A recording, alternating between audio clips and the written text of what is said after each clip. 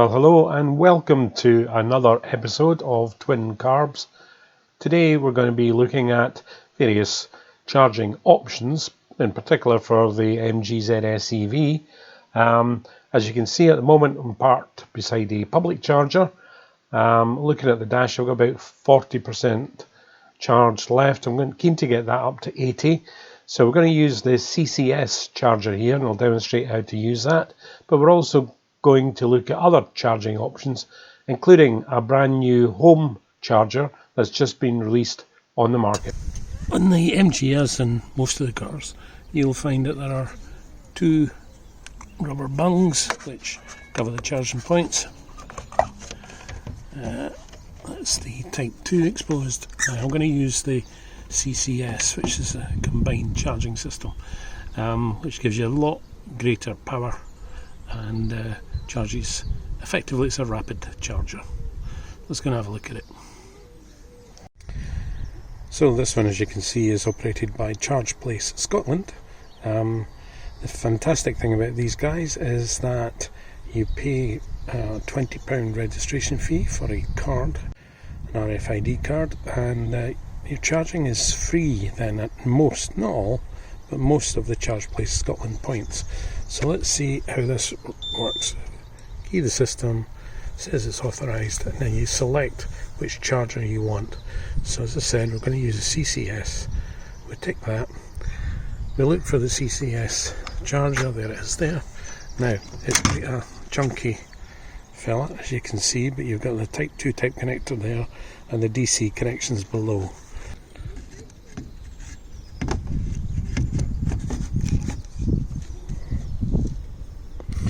Make sure it's home. So we're now seeing we've connected the vehicle. We press start and it starts to do it. Now what I tend to do is lock the car at this point. Seems to cope better with it.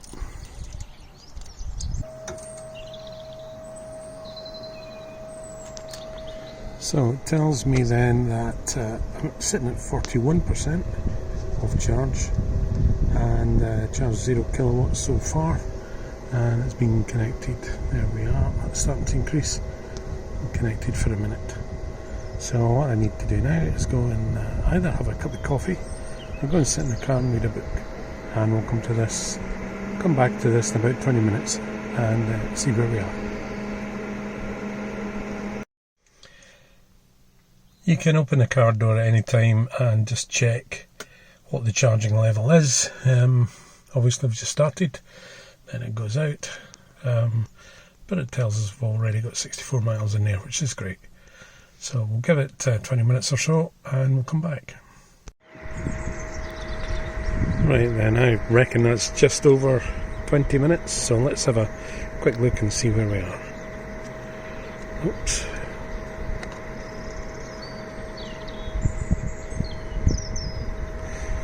Here we are. So we're now at 67%, which is 11 kilowatt hours, so 11.88 kilowatt hours in about 25 minutes. It's just turned the clock there. So pretty reasonable. I'm aiming for about 80%. So we'll give it another 5-10 minutes or so, see how it goes. We'll have a quick look around here. The DC charger on the CCS says here it's run at 50 kilowatt. And the DC on the Shad Demo is also 50 kilowatt. It's not in use just now. That's mainly for, that wouldn't fit the MG, that's mainly for, I think, Nissan Leafs and those kind of cars. Around this side, the Type 2 here is AC. Now it says 43 kilowatts. That is only true if you have the ability to use it as 3-phase, I would guess. Now, it doesn't matter what type of AC charger you use, bear in mind that we're using DC just now, but on the MG it doesn't really matter what AC charger you use. You're limited to, I think, about 6.5 kilowatts or 6.6 or something like that. even with a 7 or a 7.2 kilowatt charger, what you're actually doing is running or providing power to a charging system which is built into the car, and the maximum that can run on DC into the batteries is, as I said, about 6.5 kilowatts. So yeah, it'll work with that charger, but it's going to be pretty slow. Probably taking about, that's going to be the same as a fast charger at home, which is going to be 6 or 7 hours for a full charge. Compared to running at 50 kilowatts here, it should be around an hour, absolute tops, from 0 to 100%. You never usually run it from 0 to 100.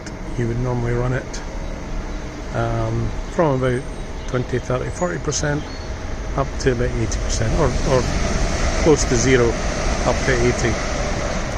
It does slow down quite dramatically after it gets to 80 or 80%, and that's to do with the need to balance the cells in the traction battery. So we shall give it another few minutes and come back. Okay, so let's see where we are now. It's been maybe another 10 minutes or so.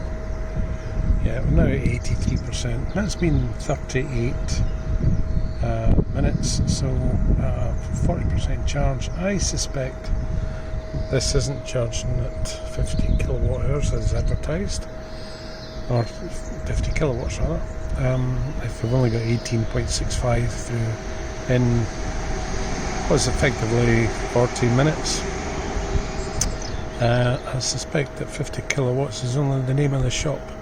Anyway, we're going to stop it there and disconnect. So press stop, and it takes a minute or two. It tells us exactly what we've had there. We're now at 82%. We've been charging for just under 40 minutes, and we've taken on board 18.75, which is fantastic. Right, shut that down, exit, and we can disconnect. There we are. That's it, locked back in position, and in this case I closed in the front, and then we're off.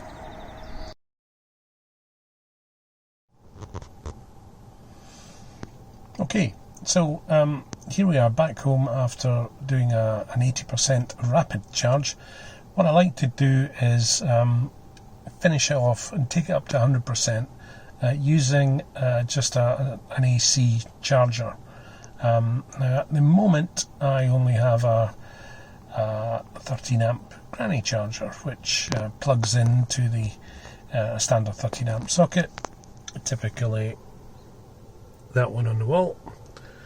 But what I wanted to show you here before we do that is the 4.5 figure on the dashboard here indicates that I'm getting 4.5 miles per kilowatt, which is quite extraordinary really, given that I've had this car 3 months and the highest I've ever seen it is 3.1, and typically it's been down about 2.1 to 2.4, particularly during the quite severe winter we were having here in Scotland.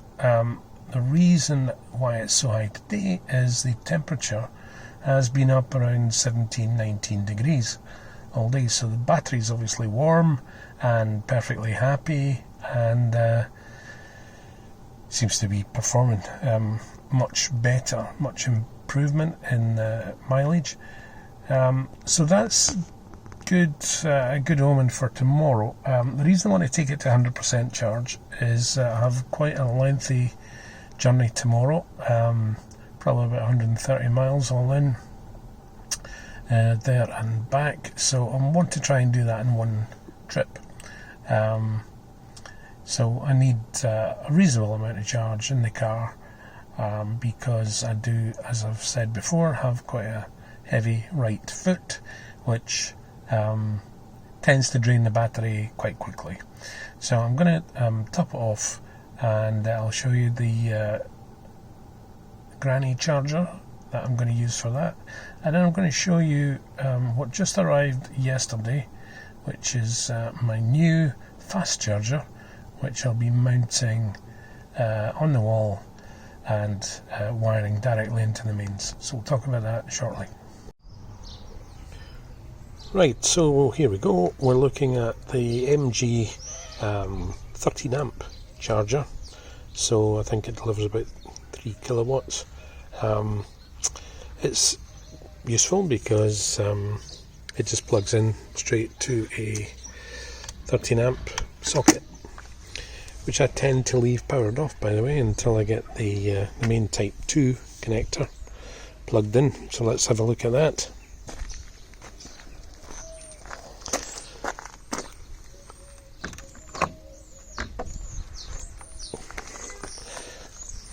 Now then, when you're using the Type 2 only, you only need to take the one bung out of the top socket here and plug this one in. Make sure it's fully home. Put that somewhere it's not going to get wet.